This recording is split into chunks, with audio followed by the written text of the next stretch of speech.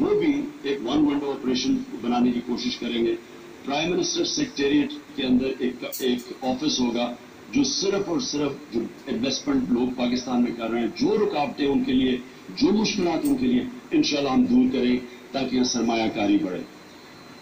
फिर हमने अपनी स्मॉल और मीडियम इंडस्ट्री, देखिए एक मुल्क की जो रीढ़ की हड्डी होती है ना, वो छोटी इंडस्ट्री होती है, जो छोटे इंडस्ट्री, जो छोटा बिजनेसमैन होता है, जो छोटा सरमायाकार होता है, उनके लिए इसमें बहुत बड़ी रुकावटें, जो वर्ड्स है कॉस्ट ऑफ डूइंग बिजनेस, यानी उनके लिए इतनी रुकावटें हैं, इतनी रेड टेप है, मुश्किलात है कि वो इन्वेस्ट नहीं करते। उनके लिए इंशाल्लाह आसानियां पैदा करेंगे ताकि वो पैसा इन्वेस्ट करें, फिर रोजगार लोगों को मिले।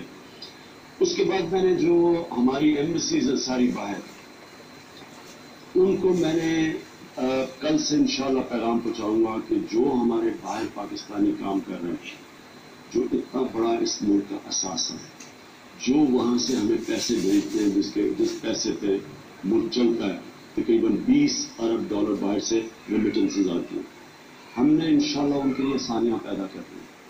उनके लिए हमारी एम्बेसीज का काम होगा कि उनकी मदद करें, उनके लिए आसानियां पैदा करें। हमारा लेबर है वहाँ, और हमारे कई हजार पाकिस्तानी बाहर जेलों में पड़े हुए हैं। फौरी तौर पर मैं अपनी एम्बेसीज को कहूँगा कि हमें बताएं कि ये क्यों पड़े हुए हैं, और इनको फौरी तौर पे देखा जाए क्या इनका जुर्म क्या, हम कोशिश करें इनकी मदद करें, जाके उनको ये बताएं कि वो लावारिस नहीं है, हम पाकिस्तानी उनके साथ खड़े हैं। अगर उन्होंने जुर्म किया या वो बेकसूर है, कई लोग बेचारे पता चलता है ये जो वॉर ऑन टेरर के बाद वैसे ही पकड़ लेते हैं लोगों को, तो इंशाल्लाह अपनी एम्बेसी से इनकी पूरी मदद करेंगे, क्योंकि ये हमारा बहुत बड़ा असास है। और फिर मैं आ गया ओवरसीज पाकिस्तानी से। मैं आज ओवरसीज पाकिस्तानी को खास आपसे बात करना चाहता हूँ। देखिए, हम इंशाल्लाह आपके लिए यहाँ इन्वेस्टमेंट की अपॉर्चुनिटीज पूरी पैदा करेंगे। हम ये चाहेंगे कि आप अपना पैसा पाकिस्तान में रखें, पाकिस्तान की बैंकों में रखवाएं। इस वक्त हमें डॉलर्स की बहुत कमी है, क्योंकि मैंने आपको शुरू में बता दिया कि हमारा खसारा इतना बढ़ गया, जो ट्रेड गैप है हमारा, जो हमारी इंपोर्ट और एक्सपोर्ट में इतना बड़ा गैप आ गया है कि हमें ज़रूरत है इस पर डॉलर्स की। मैं तो चाहूँगा कि ओवरसीज पाकिस्तानी हमारे बैंकों में पैसा रखवाएं। रेमिटेंसेज भी जब भेजते हैं रिश्तेदारों को, बैंकों के जरिए भेजें ताकि मुल्क को डॉलर्स मिले। ये हमारा जो एक मुश्किल वक्त है, इस मुश्किल से ये मुश्किल वक्त गुजारने के लिए मैं अपने ओवरसीज पाकिस्तानी को खास कहूँगा कि आप इस मुल्क में हमारी मदद करें। इस वक्त हमें आपकी मदद की जरूरत है। उसके बाद करप्शन, ये तीसरा बहुत बड़ा इशू है।